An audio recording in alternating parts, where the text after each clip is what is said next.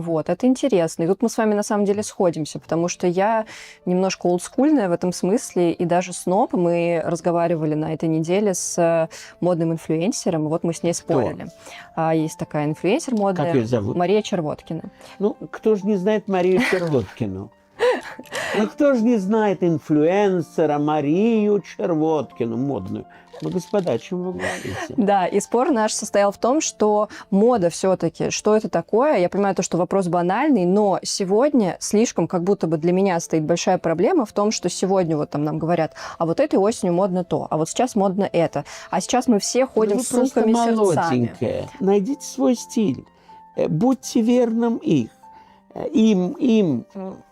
Мне действительно неинтересно, что кто-то в бренде, где нет даже живого дизайнера, нету живого дизайнера, потому что дизайнер давно умер.